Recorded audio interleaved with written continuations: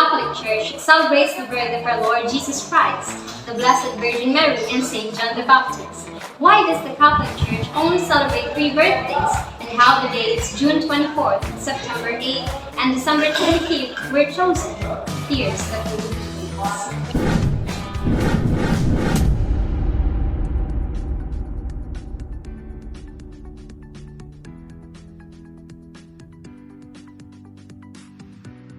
Saint John the Baptist, the Blessed Virgin Mary, and our Lord Jesus Christ. Why does the Catholic Church only celebrate 3 birthdays, and how the dates June 24th, September 8th, and December 25th were identified and chosen?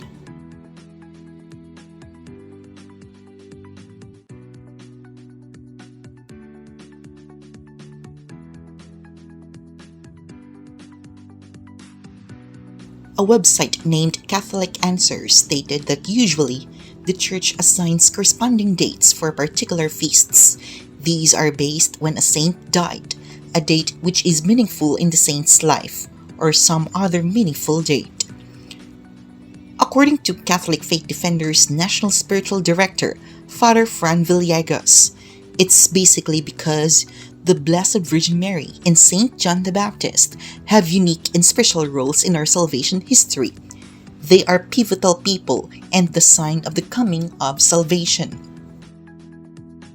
Catholic Faith Defense Philippines spiritual advisor Father Thirdy Griba added that we celebrate their birthdays for theological and practical purposes, for they are the most significant persons of the Church. The saints celebrate their birthdays in heaven for eschatological purposes.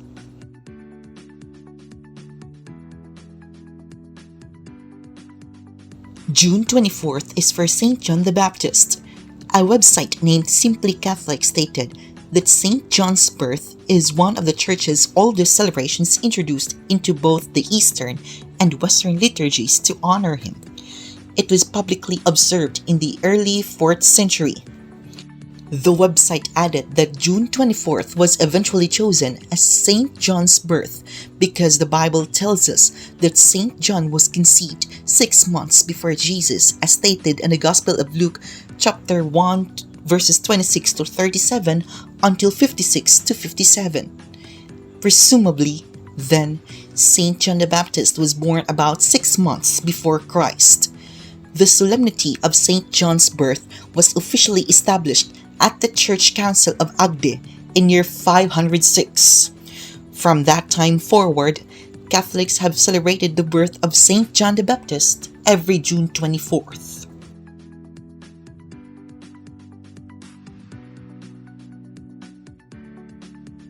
September 8th is for the Blessed Virgin Mary. The University of Dayton defended that the earliest document commemorating this feast comes from the 6th century. It is generally believed that this feast was originated in Jerusalem in Israel, since there is an evidence in the 5th century of a church dedicated to Saint Anne, her mother, which is located north of the temple in the neighborhood of the Pool of Bethesda. A patriarch from Jerusalem named Sophronius affirmed in year 603 that this was the location of Mary's birth. After the Council of Ephesus, Turkey, in year 431, the cult of the Blessed Virgin Mary increased significantly. This, combined with the influence of the Apocrypha, may have been a factor in the increase of popular devotion of the people towards Mary. It is generally believed that September 8th was chosen to celebrate Mary's birth since the civil year began in Constantinople on September 1st. Scholars believed that this date was symbolically chosen because the beginning of the work of salvation should be commemorated near to the beginning of the new year. The solemnity of Mary's Immaculate Conception was later fixed on December 8th, 9 months prior. This feast day was introduced in Rome from the Eastern Church in the 7th century. The Syro-Sicilian Pope Saint Sirius I, who reigned from years 687 until 701, prescribed a litany and procession be part of the liturgical celebration of this feast day. Paschasius Radbertus wrote that Mary's nativity was being preached throughout the universal church, and it became a holy day of obligation for the West by year 1007.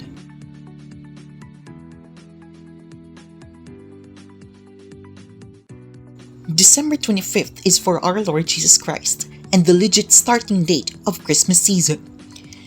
Catholic faith defenders Brother Wanchu and Sister Stella Marie Lacson made these defense arguments about our Lord's birth.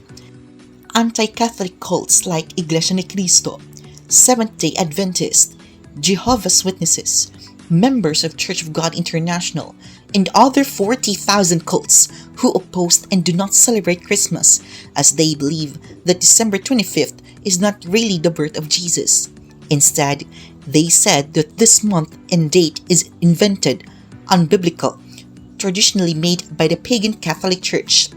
These anti-Catholic cults keep on asking to look in the Bible for the literal word per word or word for word of the specific month and date of Jesus' birth. They fail to realize that the Bible is not a calendar that contains all the dates. Ironically, these cult members who don't celebrate Christmas are enjoying Christmas holidays and even accepting Christmas bonuses. The Gospel of Luke chapter 1 verse 9 stated that it had started with Zechariah when he entered the temple to offer incense. According to Jewish tradition, this burning incense inside the temple's inner sanctuary is traditionally done once a year, specifically every Jewish month of Tishrei 15, which is equivalent to September 25 in Gregorian calendar. In chapter 1 verses 11 and 13 of St. Luke's Gospel, it is also stated that as Zechariah was incensing the temple's inner sanctuary, an angel came to appear to his presence and brought a message that he will have a son to his wife Elizabeth, which name John, and that the same date and same month of Tishrei, which is equivalent to September 25, Elizabeth becomes pregnant. Thus, after having pregnant on September 25, we should count another 6 months ahead for another event, the Annunciation of Mary. If we continue reading until chapter 1 verse 24 to 27 and 30 until 31, we can see that when 6 months of Elizabeth's conception, the angel has been sent to a virgin named Mary, bringing her a message that she will be having a baby. Hence, if we compute the chronological event of dates, here's how the computation sounds like. Tishrei 15th or September 25th, the Annunciation of Elizabeth started to conceive baby named John, plus 6 months, which is Elizabeth's pregnancy, is equals to March 25th, the Annunciation of Mary, and the starting point of Mary's conception to our Lord Jesus Christ. So, March 25th plus 9 months of pregnancy is equals to December 25th. Therefore, December 25th is the birth date of Jesus, based on the computed scriptural events. In addition, the early church fathers never erred or never had a mistake with their idea, theory, and thoughts on our Lord's birth, where in fact, it supports the scriptural analysis as proof and not invented as what is being alleged by anti-Catholics. Most of the anti-Catholic cult's favorite allegation is that December 25th is of pagan roots and not really our Lord's birth. They base it from some limited references quoted from unreliable historical books. As a matter of fact, long before the paganic declaration for the Feast of the Unconquered Sun, or the Sol Invictus, December 25th is already a belief of the early Christians. First thing we should know, when does this paganic feast declared? Here, let's have some references. Online encyclopedia named Wikipedia stated that Sol Invictus, or the Unconquered Sun, was the official sun god of the later Roman Empire and a patron of soldiers. In year 274, the Roman emperor named Aurelian made it an official cult alongside the traditional Roman cults. See, It is clear that the pagan feast for the sun god was declared in year 274, then later called Sol Invictus. On the other hand, the belief of our Lord's birth on December 25th is much earlier than Sol Invictus. Here are the references about the early church fathers who identified December 25th as our Lord's birth. Saint Theophilus was the first to identify December 25th as the birth date of Jesus Christ. He said that we ought to celebrate the birthday of our Lord on what day soever the 25th of December shall happen. Saint Irenaeus stated in his work Adversus Hereses, he identified that the conception of Jesus as March 25th and linked it to the crucifixion at that time of the equinox, with the birth of Jesus 9 months after on December 25th at the time of the solstice. Saint Hippolytus, due to a speculation as to the time of our Lord's birth, dates back to the 3rd century. He believed that Jesus was born on December 25th. He explained in his commentary on the book of Daniel that the Lord's birth was believed to have occurred that day. For the first advent of our Lord in the flesh, when he was born in Bethlehem in Israel, was December 25th, Wednesday, while Augustus was in his 42nd year. But from Adam, 5,500 years, he suffered in the 33rd year, March 25th, Friday, the 18th year of Tiberius Caesar, while Rufus and Drubelion were consuls. The Apostolic Constitutions are a compilation of information whose material is derived from early sources differing in age and different early writers during the Apostolic Age. At his 5th book, 3rd section, and 13th chapter, it is said, Brethren, observe the festival days, and first of all, the birthday which you are to celebrate on the 25th of the 9th month, after which let the Epiphany be to you the most honored, in which the Lord made to you a display of his own Godhead. Take note, this 9th month, counting from Nisan or April, is Casliu in the Jewish calendar. If we convert the Jewish month Casliu to our Roman calendar, this 9th month answers to December. At this point, let's compare and see the contradicting year interval between our Lord's birth versus the Sol Invictus.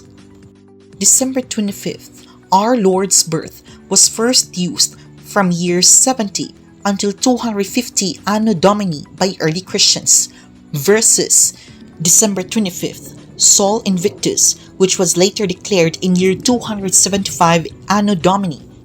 Here, we can see from these two records that the early church fathers from 1st to 2nd centuries were the earliest groups who believed and identified that December 25th as our Lord's birth, where it is contrary to a pagan feast of Sol Invictus, which later declared in the late 2nd century or in year 275 Anno Domini. Therefore, long before the emperor's declaration of December 25th as pagan feast of Sol Invictus in 275 Anno Domini, December 25th was first identified by the early Christians as our Lord's birth. Take note, early Christians were the people who were closest from the time of the apostles. In conclusion, they must know something about Jesus and the lives of the apostles.